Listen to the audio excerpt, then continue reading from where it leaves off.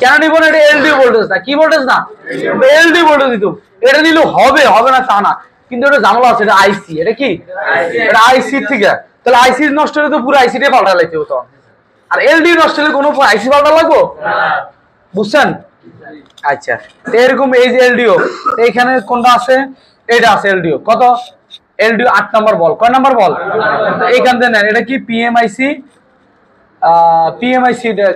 এইখান থেকে জাস্ট এখান থেকে এল নাম্বার কত, এল 8, 8 নাম্বার বল। এই এখান থেকে জাম্পারিং করে এখানে দিয়ে দেবেন। কোনটা এইটা দিবেন কেন? কানেক্টরে ঘুরা দিবেন। এডি শেষ, এডি কাইনি শেষ, এডি শেষ। অন করেন ভাই, এডি কই গেল? রেজিস্টর মেজিস্টর শেষ, বাদ দেন, বাদ দরকার নেই। আর কি দরকার?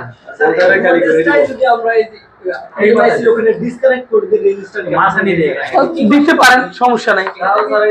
তাহলে হইলো দেন, আর তাও চলে, গুড, এটাও চলবো। কি হবে? হ্যাঁ, কালি করে দিতে হবে, নাহলে তো ওই বলটা শর্টের বল না, ওটা লাগলে তো আবার শর্ট হয়ে যাবে। আবার না না, রেজিস্টার উঠান যাবো না, রেজিস্টার লাইন আইবই, লাইন আইব। ওই যে বল ডিসকানেক্ট করতে হবে, কি করতে হবে? আচ্ছা, ইউবিগুলো দিয়ে এই যে এই বলটা, যেটা এই বলটা এই জায়গা দেয়া যায়, এই জায়গানে দেখা যাবে কিভাবে এটা দেয়া যাব। অথবা এটা কালি করে দেন, কি করে দিবেন? কালি করে দিবেন। তাহলে এই গোড়ার থেকে উঠাই লাগবেন। কি করবেন? গোড়ার থেকে এই যে বিট ম্যাপে যাই আমরা,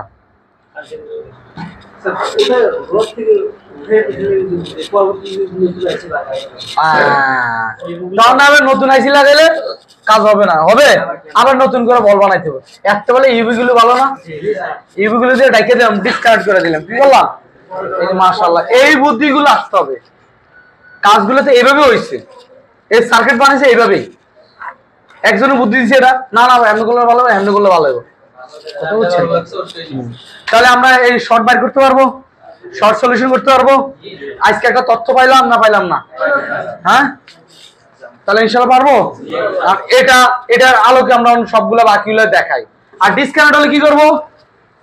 রিবিলিং করব, টোকা দেব। কি দেব? টোকা দিব। না হলে কোন রেজিস্টার কারণে হইতে পারে, লিকেজ হলে রেজিস্টার কারণে, ডিসকানেক্ট হলে আবার রেজিস্টার কারণে হইতে পারে। ওটা তো পারবো না, পারবো না, না ওটা বুঝাই দেবো পারি। হ্যাঁ, তাহলে টোকা দেওয়া যাবে, তাহলে উড়াইতে হবে। কি করতে হবে?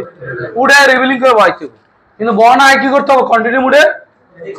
কিন্তু খালি যে পিএমআইসি থেকে তাও না, ইয়ানো দুইটা রেজিস্টার আছে না, ওই দুইটা তো কাইতে দিতে পারে। তো ওই দুইটা রেজিস্টার চেক করতে হবে। কি করতে? একটা রেজিস্টার উড়াইতে হবে। কি করতে হবে?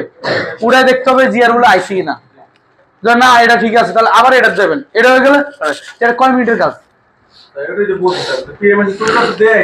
না না, দেওয়া যাক, সবগুলা পেস্টিং আইসি না, সিপিইউ এর পেস্টিং। কিন্তু পিএমআইসি বর্তমানে পেস্টিং দিয়ে দেয়, কিন্তু সব না। যেটা পেস্টিং এটা দেখতে দেওয়া যাবে, পেস্টিং না হলে টোকা, আর পেস্টিং হলে টোকা দিব, টোকা দেওয়া দেবো। তাহলে ইনশাআল্লাহ আমরা পারবো শর্ট, লিকেজ, ডেট। কে কে পারবো না? হ্যাঁ, সরি, ডিসকানেক্ট পারবো। আচ্ছা দাঁড়া, কই যাস? এখন আমরা এই যে বিট ম্যাপ, কি ম্যাপ?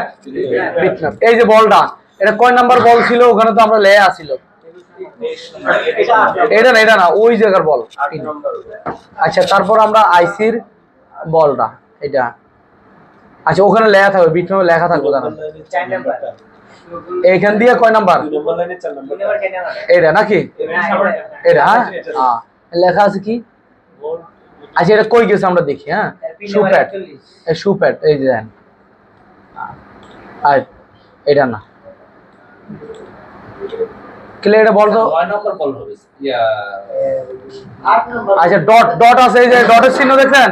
যদি ডট ভুলে যান, এই যে এখানে দেখেন ডট আছে বিটম্যাপ, এটা কি ডট? এই যে আইসি ডট, আমরা আইসি ডটটা দেখবো শুধু। কম্পাউন্ড নেমে যাই, আর যে আইসি, এই যে ডট, এখানে কি? এখানে ডট, এই জায়গাটা, ওই জায়গাটা এভাবে ছিল বোর্ডটা। হ্যাঁ, তাহলে আমরা এখানে বাইর করি, এখানে এই জায়গা, তাহলে এমনি ছিল। তার মানে এটার 1 2 3 4 নাম্বারটা, কয় নাম্বারটা? 4 নাম্বারটা। তাহলে বিট ম্যাপে দেখি কয় নাম্বার? 4 নাম্বার, ঠিক আছে। এই যা, এইভাবে করে আমরা কই গেছে,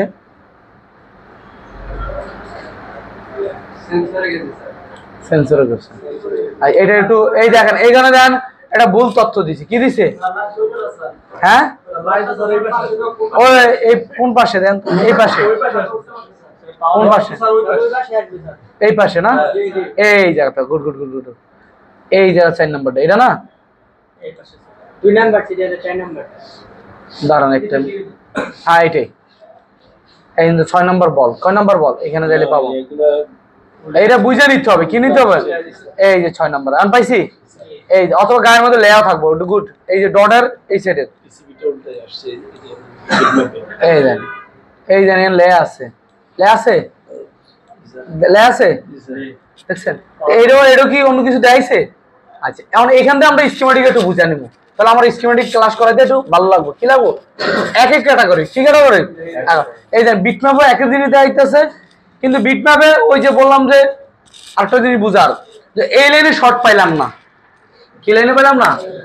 এই লাইনে শর্ট পেলাম না। তো এই ভোল্টেজ দিয়ে আরেকজনটা চালাইতেছে না, তার কারণে তো শর্ট চাইতে পারে।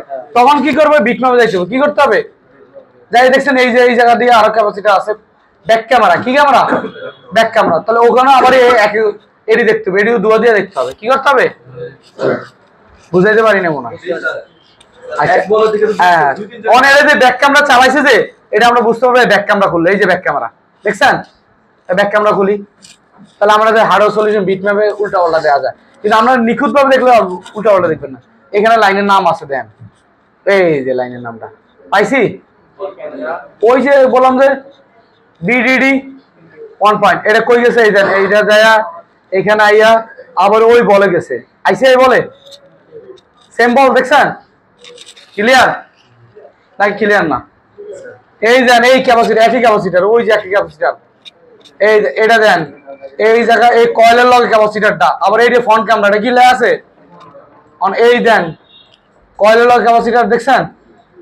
হ্যাঁ দেখতে পাচ্ছি। এটা গেছে এদিকে আর ওটা গেছে ওদিকে। আর এটা তো আবার অনেক কিছু আছে, একটা ক্যাপাসিটার, এই দুইটা রেজিস্টার আরো আছে। ওই যে ঘুরে গেলে আবার পুল আপ রেজিস্টার। এটা তো এসডিএল এসসিএল আছে। এটা কিন্তু ব্যাক ক্যামেরা দেন, এটা কি ক্যামেরা? আচ্ছা এটা যদি ব্যাক ক্যামেরা কিনা আমরা দেখতে পারবো। হ্যাঁ বলেন।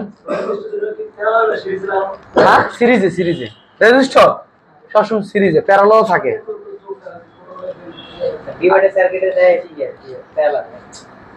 এই যে কি দেবো প্রোটোকল লাইনে এটাই, এই যে সিরিজে এই সাইডের ভোল্টেজের আর হলো সিরিজে। কি আছে? সিরিজে আছে দেখছেন? দুইটা দুই পাশে এই যে দুইটা রেজিস্টার। হ্যাঁ ভোল্টেজও দুই পাশে পাবেন, ভোল্টেজও দুই পাশে পাবেন, কিন্তু এটা এই ভোল্টেজটা ওই লাইনটা চলার জন্য দিছে। কি জন্য? সিপিইউ চলার জন্য না, লাইনটা চলার জন্য। ক্লিয়ার?